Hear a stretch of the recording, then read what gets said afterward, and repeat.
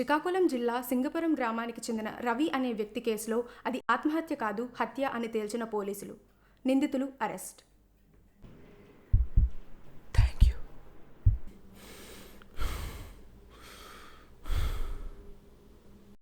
నువ్వు డీల్ చేసిన first కేసులోనే success అయ్యావురా. చెప్పానా మొక్కు తీర్చుకుంటే కేసు గెలుస్తామని.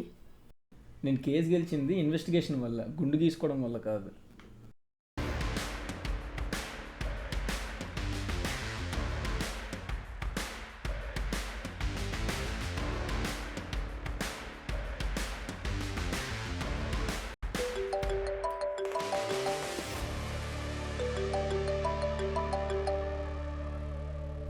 Hello Satya, we need you in a case. ఏమైంది?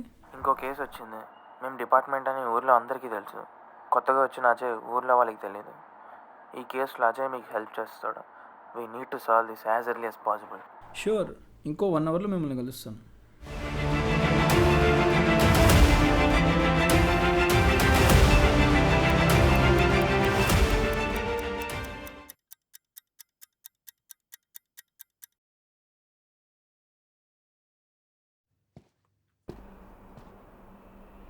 రా సత్య, కూర్చోండి.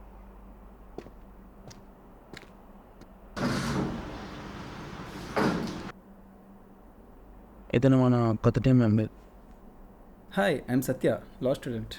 Ajay, crime branch. కేసు ఏంటి?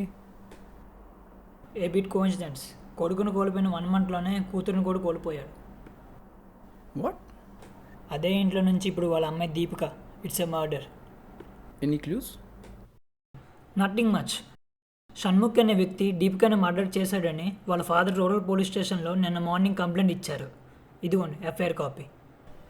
అయితే వాళ్ళ ఫాదర్ స్టేట్మెంట్ తీసుకుందాం.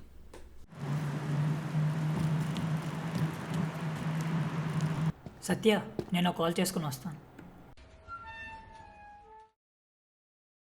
అంకుల్, లోపలికి రావచ్చా?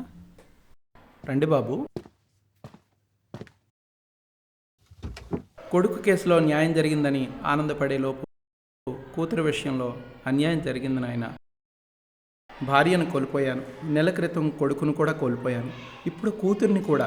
నాయంత దురదృష్టవంతులు ఎవరూ ఉండరు బాబు. విషయం తెలియగానే నాకు కూడా చాలా బాధ అనిపించింది అంకుల్. వాడి మీద కాలేజీలో కూడా కంప్లైంట్ ఇచ్చాను బాబు, కానీ వాడు ఇంత దుర్మార్గంగా ఆలోచిస్తాడు అనుకోలేదు. తప్పు చేసేవాడు ఎంతటి వాడైనా తప్పించుకోలేడు అంకుల్. దీపికకు న్యాయం జరిగే బాధ్యత నాది.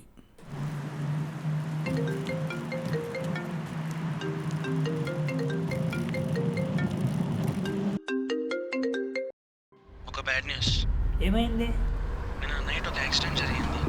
అందులో ఒక అన్ఐడెంటిఫైడ్ బాడీ దొరికింది. అది షణ్ముఖ్ బాడీ అని వాళ్ళ పేరెంట్స్ మార్నింగ్ ఐడెంటిఫై చేశారు.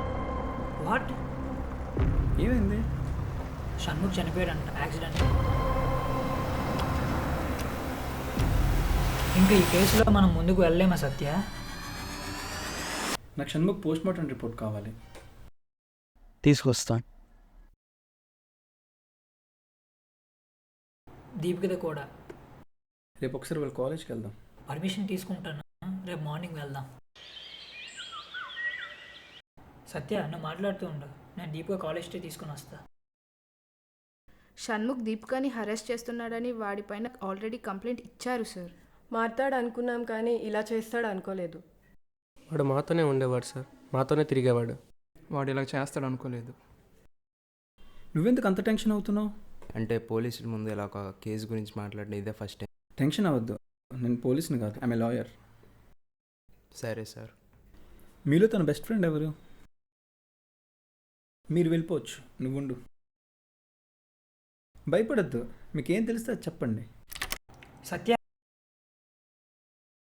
దీపిక కాలేజ్ డే వచ్చింది. Anything suspicious?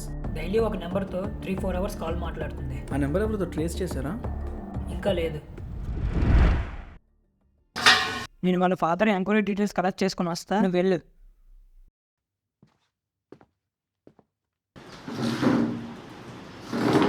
Post mortem reports వచ్చాయి. Any clues?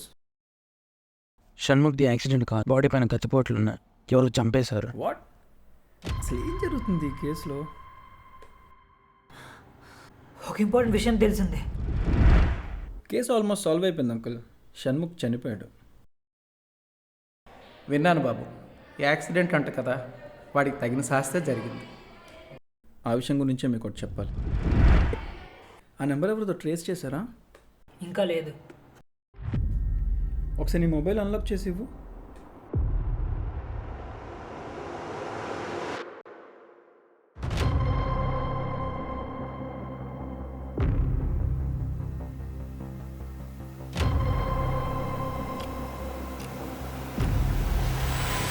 ఆ నెంబర్ షణ్ముఖ్దా? అరెస్ట్ చేసినోడితో అయితే డైలీ 3-4 అవర్స్ ఎందుకు మాట్లాడుతుంది? ఇప్పటికైనా నిజం చెప్పండి. సార్, అందరూ అనుకున్నట్టు షణ్ముఖ్ దీపికని హెరాస్ చేయలేదు. వాళ్ళిద్దరు చాలా ఇయర్స్ నుంచి రిలేషన్షిప్లో ఉన్నారు. ఆ రోజు దీపికకి ఏం చెప్పాలో తెలియక హెరాస్ చేస్తున్నాడని అబద్ధం చెప్పింది. షణ్ముఖ్కి ఎవరితోనైనా గొడవలు ఉన్నాయా? కిరణ్తో 2 వీక్స్ బ్యాక్ గొడవ అయింది సార్. వాళ్ళిద్దరిని 1 వీక్ సస్పెండ్ చేశారు. ఒకసారి కిరణ్ని తీసుకు. వాడు కాలేజ్కి రావట్లేదు సార్. ఎప్పటి నుంచి? దీపిక చనిపోయిన నుంచి.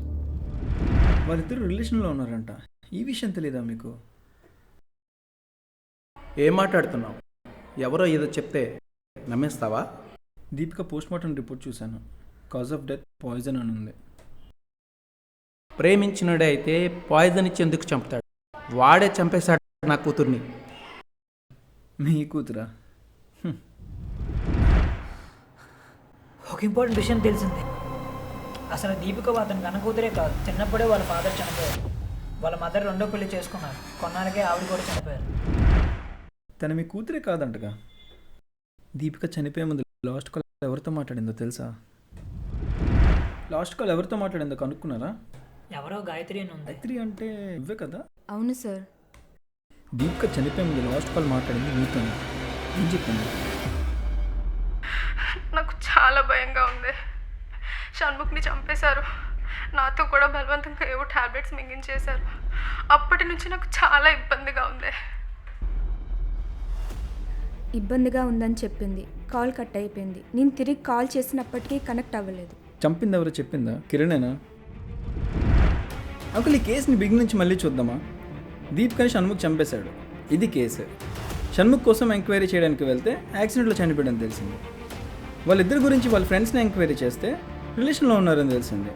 పోస్ట్మార్టం రిపోర్ట్ చూసాక షణ్ముఖ్ది యాక్సిడెంట్ కాదు, బాడీ మీద కత్తిపోట్లు ఉన్నాయి. Deepika cause of death poison. ఇప్పుడున్న ఓన్లీ క్వశ్చన్, చంపిందెవరు? చంపిందెవరు? చంపిందెవరు? వాళ్ళ నాన్నే సార్ చంపింది. ఇద్దరిని చంపేసి దీపికని వాడే చంపేశాడని కేసు పెట్టి నెక్స్ట్ డే వాడు యాక్సిడెంట్లో చనిపోయాడని ఫ్రేమ్ చేసావు కదా. ఇంత కిరాతకంగా ఎలా చంపాలనిపించింది? కొడుకును కోల్పోయాననే బాధ నుంచి బయటకు వచ్చేలోపు నా పరువు పోతుందని కూడా ఆలోచించకుండా వేరే ఎవరితోనో వెళ్ళిపోవడానికి రెడీ అయిందే. దాన్ని చంపకుండా ఇంకేం చేస్తాం? తప్పుడు పని ఎంత తెలివిగా చేసినా తప్పించుకోలేదు. Ajay, here is the video and audio proof. నిజం తెలియగానే నాకు చాలా కోపం వచ్చింది. కానీ కోర్టుకు కావాల్సింది కోపాలు కారణాలు కాదు, సాక్ష్యాలు. వాటి కోసం కోపాన్ని కంట్రోల్ చేసుకుంటేనే నిజం గెలుస్తుంది.